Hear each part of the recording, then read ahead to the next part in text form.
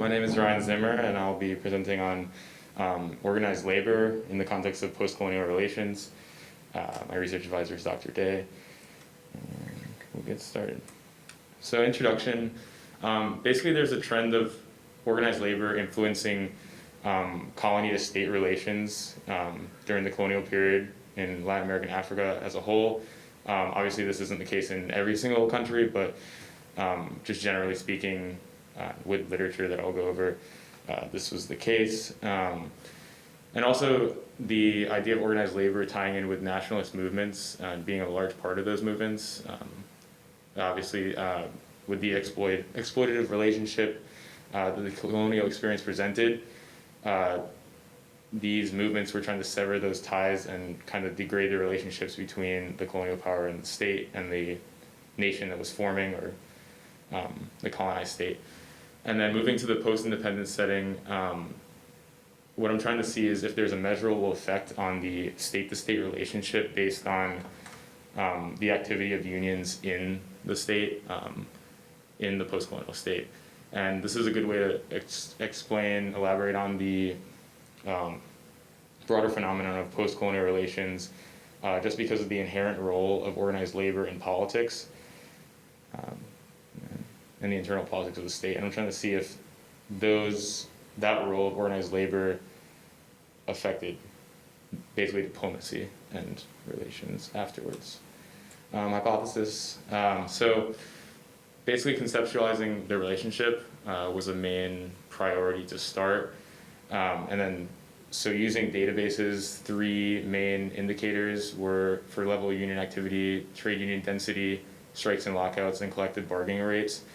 So the thing with collective bargaining rates was basically my measure of how much influence the union had in the governance of the state and gaining kind of bargaining for their own members. Trade union density is generally used as like a good way to measure just union activity in the state, but I didn't want to use that alone, as it was kind of just dependent on the state to state, and there's various things that I couldn't control for in that aspect. Strikes and lockouts, just general activity.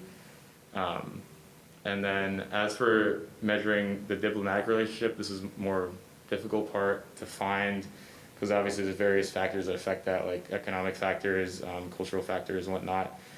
So I used, and I'll go over this more in the methodology section, but the level of representation between states. Basically this was diplomatic, like representation based on embassies, ambassadors, and a decline or increase in that level of representation, as well as the focus on the relationship. So whether that was or the diplomatic relationship was focused entirely on that country or was generally grouped for multiple countries at the same time.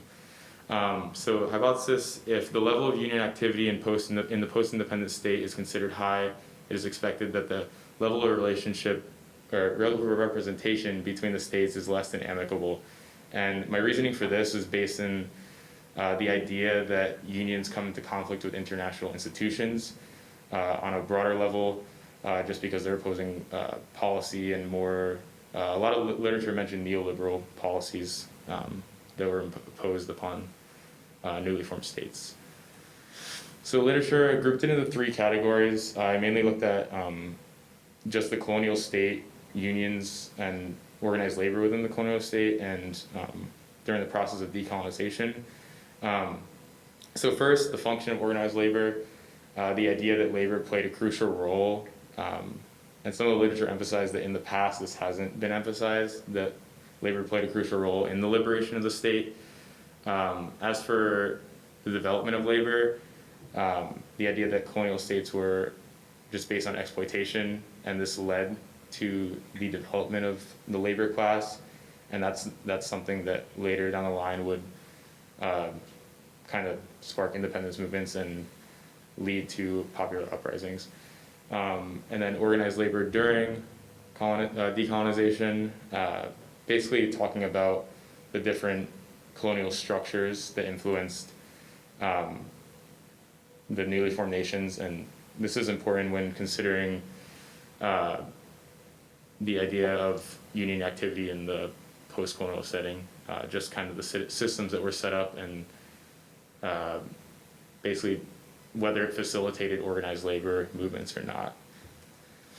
As for methodology and data, I mentioned this earlier a little bit, but I used statistics from the International Labor Organization and the diplometrics databases from the University of Denver, their international study school. And then countries were grouped by colonial power to basically control for any sort of colonial experience. And this was just one thing in order to make sure that it wasn't just comparing different experiences. And then, like I said, level of representation, measuring diplomatic relationship. And then this statistic is represented by values calculated to combine the formal level of accreditation and the focus devoted to that relationship. To elaborate on that, formal level of accreditation would be embassies, ambassadors, any type of communication between the states. And then the focus devoted, like I said earlier, was whether that ambassador was directly to that country or multiple countries, and same thing for like embassies and whatnot. And then here are the results. As for the Spanish colonies, they averaged kind of a continuous relationship in the lower 0.9 category. As for French colonies, based on union activity, it was lower, averaging around indifferent rates.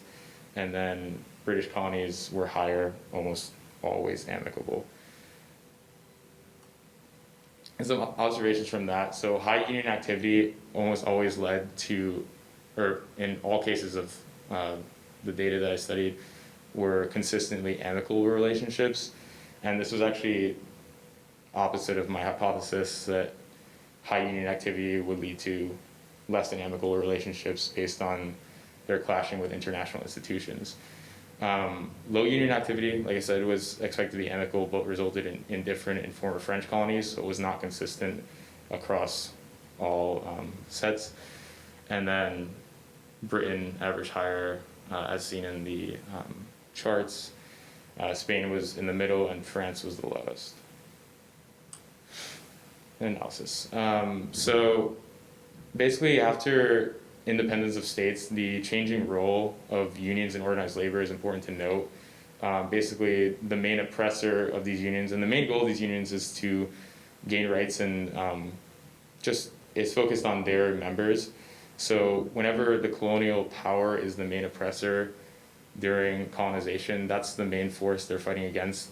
And then once the state gained independence, it would be a more opposition towards the government, whether they're involved in that or not.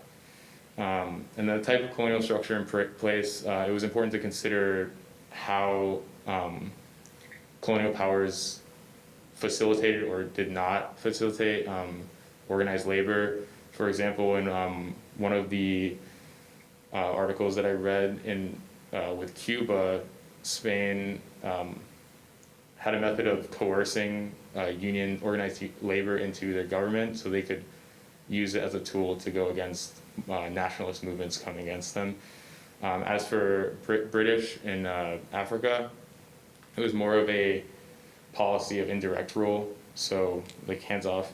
And then the French policies were more association, and then there were also many instances of kind of scandals with forced labor within those countries. And then the presence of former colonial powers after independence.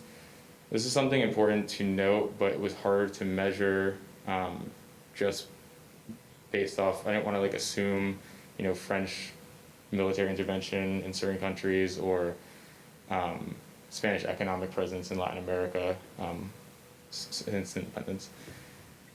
In conclusion, the role of the union, crucial, bastion of civil society, this was reinforced.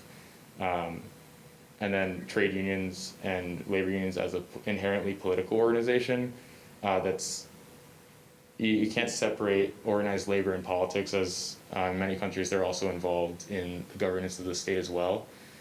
And then while it's expected that unions face opposition from international institutions, a higher level of union activity actually promotes better democracy, even if that diplomatic relationship is with a former oppressor. Further research, so characterizing the role of organized labor in state relations outside of only former colonial powers could be important to look at in correlation with this research. And then it was also mentioned the opposition with neoliberal international institutions and the pushback between organized labor and that could also be interesting to explore. The effects of transition. These last two are more just kind of topics I picked up from the literature. Union leaders and rules of governance, how that affects their constituency in organized labor movements, or whether it just benefits them. And then the militant role of organized labor was also a topic that seemed pretty interesting. It seemed like they were pretty involved in certain aspects of decolonization in certain countries in a militant role. And we're excited. Thank you. And I'd like to thank Dr. Day, Poli Sci for that.